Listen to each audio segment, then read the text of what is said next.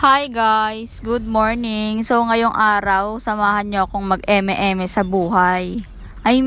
Sa bahay. May time naman kasi mag-eme-eme kasi wala pang pasok. So bakasyon pa ang babae na yarn. So ngayon nga ho guys is mag-a day in my life ho tayo. Talaga naman. So bago nga ho ang lahat, bago ho mag-eme-eme sa buhay, is magtatali muna ang Rapunzel 2.0. So, ang tinutukoy ko nga hong eme-eme sa buhay is maglilinis ho tayo ng bahay. At para naman, umaga pa lang, may nagawa ka ng tama, diba? Hala, dinamay po talaga yung iba.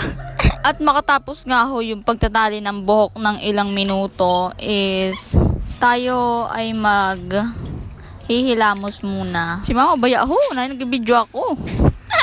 Charis. So, ayun, busy si mother magsilheg. At pagkatapos ko nga ho maghilamos is maglilinis na din ho tayo. Mag-eme-eme na ho tayo sa bahay.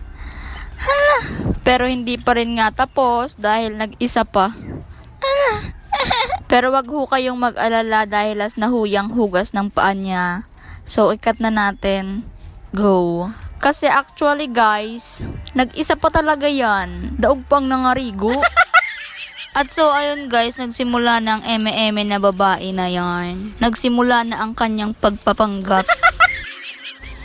Kahit ano naman nga ho yung pagpapanggap ko, hindi naman nga ho matatapos ang kalat didi sa balay namin. Kailangan nga pong maglinis kasi malibong sa ulo pagdamot ang kalat. O aminon nyo, malibong man sa ulo nyo pagdamot ang kalat, lalo na pag wala pirak. Ay inda daw kay mas lalo inina-stress kapag damot ang kalat. Lalo naman ang saro ko nakaupo didi sa balay. Nagiging dragon kapag maramukon. Uy, hala, sino yarn? Shout out sa'yo, te. At saro pa yun na nai-stressan ko didi sa balay. Kay pait ning gitara, wala man sa tono. Hay naku, mi. Shout out nga po pala sa mga taga Bicol dyan. Yeah. At sang saro nga ni Kadlaw, magtagalog na lang siguro tayo para masabutan ng entero. At nung isang araw nga ho, is nag-general cleaning ho yung babae na yarn.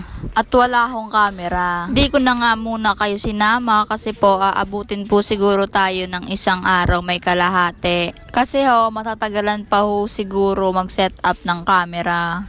At pag sinabi nga hong general cleaning is lahat ng parte ng kasulok-sulukan ng iyong bahay is pakikialaman pa. At doon nga ho guys sa aking ginawang general cleaning is umabot ho ng isang sakong basura yung aking nakolekta. At matapos nga ho guys sa loob ng bahay is punta naman ho tayo sa labas. Kaunti lang nga ho yung walisin pero wawalisin pa rin ho ng babae na yarn kasi for the panggap tayo ngayon. Ganyan nga ho yung eksena kapag pumasok po kayo sa pagbablog. Hindi nyo nga ho natatanong, pumasok ho ako dito sa pagbablog dahil po nakakawala ng stress. Minsan, hala parang di sigurado. Pero yung totoo nga po is ako po ay nalilibang talaga sa pagbablog.